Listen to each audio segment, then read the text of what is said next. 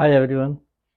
आज हम ज्योग्राफी का भूगोल का एक सब्जेक्ट लेंगे और वो सब्जेक्ट का शीर्षक है वाटर साइकिल, जिसे हम हिंदी में जल चक्कर भी कहते हैं। तो आपने देखा होगा कि बारिश होती है, कभी ओले पड़ते हैं, कभी स्नो पड़ती है, फ्लड आते हैं। ये सब कैसे होता है?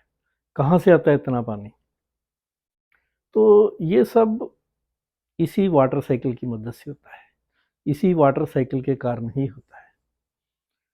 आपको पता ही है कि इस सारी जो पृथ्वी है, इसका 71% पानी है, 71%, और सिर्फ 29% लैंड एरिया।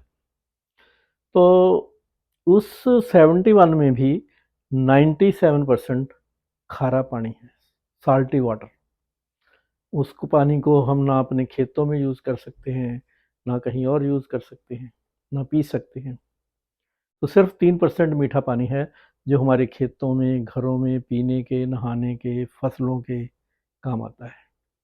तो वो जो पानी हमें मिलता है, वो इसी वाटर साइकिल की मदद से मिलता है। तो आज हम उसी वाटर साइकिल के बारे में जानेंगे। तो वाटर साइकिल का मोस्टली 4 चरणों में होता है, 4 स्टेप हैं उसके। तो सबसे पहले क्या होता है कि सूरज, आपको पता ही है कि सूरज तो सदा चमकता रहता है, हमें कभी दिखाई दे या ना दिखे। अगर यहाँ रात है तो दूसरी तरफ दिन होगा, कहीं ना कहीं तो सूरज चमकता ही रहता है। मौसम गर्मी की भी रहती है, जैसे भूमध्य रेखा के इर्द गिर्द तो गर्मी रहती है। तो जब सूर्य की तेज किरणें समुद्र के ऊपर, झीलों के ऊपर, दरियाओं के ऊपर पड़ती हैं, तो गर्मी से इवेपोरेशन होती है, वाष्पीकरण होता है। तो पानी वाष्प बन के ऊपर उड़ता है। तो ये है वाटर साइकिल का पहला स्टेप, जिसको हम इवेपोरेशन या वाष्पीकरण कहते हैं। सूरज पड़ा और ये पानी भाप बन के ऊपर उड़ गया। हम घरों में देखते हैं, आप गैस पे जब कोई पानी का पतीला रखते हो तो उसमें से भाप उठनी शुरू हो जाती है। तो ये वाष्प, ये जो स्टीम बनती है, भाप बनती है, ये जब ऊपर जाती है, आपको पता है हवा में डस्ट पार्टिकल होते हैं, धूल के कण होते हैं, जो आंखों से दिखाई नहीं देते। तो ये जो वाष्प होते हैं उनके इर्द गिर्द इकट्ठा होना शुरू हो जाते हैं और ये एक धुंध सा का रूप ले लेते हैं, जैसे फॉग बन जाती है, जिसको हम बादल कहते हैं। तो फिर वो बादल हवा से इधर उधर उड़ते हैं। जब वो ठंडी हवाओं के मिलते हैं, जाकर कहीं ठंडी स्थान पे जाते हैं, तो फिर वो पानी को संभाल नहीं पाते, पानी भारी बन जाता है। तो उसको हम, जो दूसरा स्टेप हुआ बादल बनने तक, भारी होने तक, उसको हम कंडेंसेशन कहते हैं, घनीकरण कहते हैं।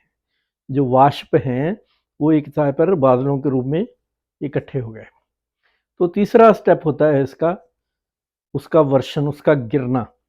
जब वो बादल पानी संभाल नहीं पाते तो फिर क्या होता है, तो वो बारिश बन के, फिर अगर दूसरा एरिया जहाँ पे बर्फ नहीं, मतलब बारिश नहीं होती, तो स्नो के रूप में।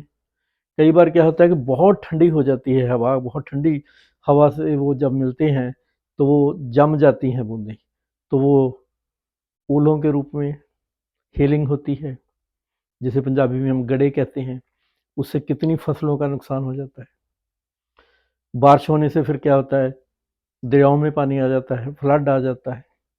तो वो उसको हम, वो बोलते हैं प्रेसिपिटेशन, जिसको हम वर्षण या हिंदी में अवक्षेपण कहते हैं। तो ये 3 स्टेप हो गए। तो सारा, पहले वाष्प बने, फिर इकट्ठे होकर बादल बने। जब बादल पानी को संभाल नहीं पाए, ठंडी हवाओं के साथ मिले, तो वो वर्षा के रूप में, स्नो के रूप में, ओलों के रूप में धरती पर आ गिरे। तो फिर वही पानी जब हमारे तक दरियाओं द्वारा, झीलों द्वारा पहुंचता है, कुछ पानी तो दरियाओं में चला जाता है, कुछ ज़मीन के नीचे चला जाता है।